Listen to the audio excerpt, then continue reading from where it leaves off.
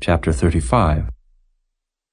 Elihu spake moreover, and said, Thinkest thou this to be right, that thou saidst, My righteousness is more than God's? For thou saidst, What advantage will it be unto thee? And, What profit shall I have if I be cleansed from my sin? I will answer thee, and thy companions with thee. Look unto the heavens, and see, and behold the clouds which are higher than thou. If thou sinnest, what doest thou against him? Or if thy transgressions be multiplied, what doest thou unto him? If thou be righteous, what givest thou him? Or what receiveth he of thine hand? Thy wickedness may hurt a man as thou art, and thy righteousness may profit the Son of Man. By reason of the multitude of oppressions they make the oppressed to cry. They cry out by reason of the arm of the mighty. But none saith, Where is God my Maker, who giveth songs in the night, who teacheth us more than the beasts of the earth, and maketh us wiser than the fowls of heaven? There they cry, but none giveth answer, because of the pride of evil men. Surely God will not hear vanity, neither will the Almighty regard it. Although thou sayest thou shalt not see him, yet judgment is before him. Therefore trust thou in him. But now, because it is not so, he hath visited in his anger, yet he knoweth it not in great extremity. Therefore doth Job open his mouth in vain, he multiplieth words without knowledge. Chapter 36. Elihu also proceeded and said, Suffer me a little, and I will show thee that I have yet to speak on God's behalf. I will fetch my knowledge from afar, and will ascribe righteousness to my Maker. For truly my words shall not be false. He that is perfect in knowledge is with thee. Behold, God is mighty, and despiseth not any. He is mighty in strength and wisdom. He preserveth not the life of the wicked, but giveth right to the poor. He withdraweth not his eyes from the righteous, but with kings are they on the throne. Yea, he doth establish them forever, and they are exalted. And if they be bound in fetters, and be holden in cords of affliction, then he showeth them their work, and their transgressions that they have exceeded. He openeth also their ear to discipline, and commandeth that they return from iniquity. If they obey and serve him, they shall spend their days in prosperity, and their years in pleasures. But if they obey not, they shall perish by the sword, and they shall die without knowledge.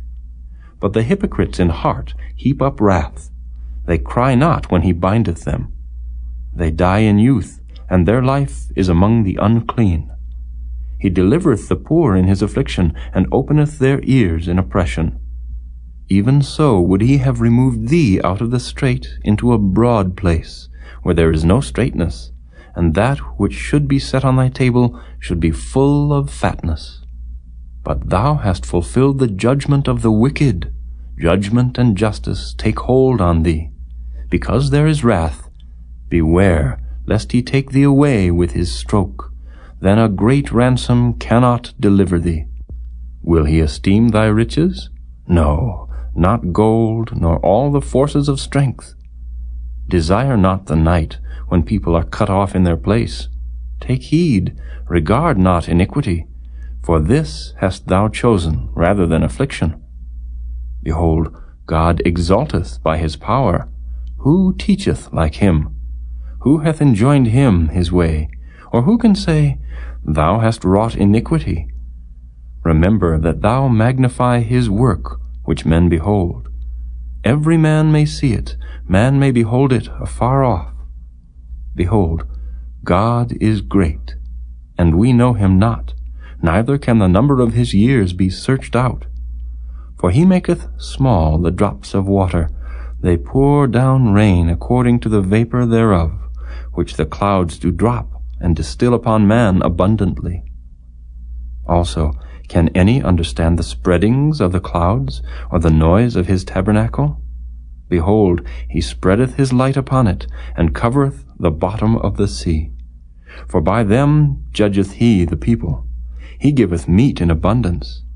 With clouds he covereth the light, and commandeth it not to shine by the cloud that cometh betwixt. The noise thereof showeth concerning it, the cattle also concerning the vapor. Chapter 37. At this also my heart trembleth, and is moved out of his place. Hear attentively the noise of his voice, and the sound that goeth out of his mouth. He directeth it under the whole heaven, and his lightning unto the ends of the earth. After it a voice roareth, he thundereth with the voice of his excellency, and he will not stay them when his voice is heard. God thundereth marvelously with his voice. Great things doeth he, which we cannot comprehend. For he saith to the snow, Be thou on the earth, likewise to the small rain, and to the great rain of his strength. He sealeth up the hand of every man, that all men may know his work. Then the beasts go into dens, and remain in their places. Out of the south cometh the whirlwind, and cold out of the north. By the breath of God frost is given, and the breadth of the waters is straitened. Also by watering he wearieth the thick cloud, he scattereth his bright cloud, and it is turned round about by his counsels, that they may do whatsoever he commandeth them upon the face of the world in the earth. He causeth it to come, whether for correction, or for his land, or for mercy. Hearken unto this, O Job.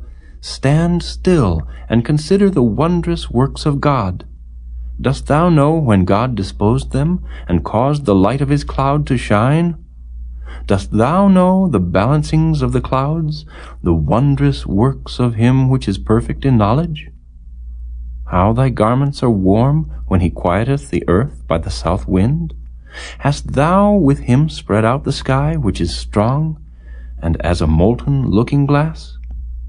Teach us what we shall say unto him, for we cannot order our speech by reason of darkness. Shall it be told him that I speak? If a man speak, surely he shall be swallowed up. And now men see not the bright light which is in the clouds, but the wind passeth, and cleanseth them. Fair weather cometh out of the north, with God is terrible majesty. Touching the Almighty, we cannot find him out. He is excellent in power, and in judgment, and in plenty of justice. He will not afflict. Men do therefore fear him. He respecteth not any that are wise of heart.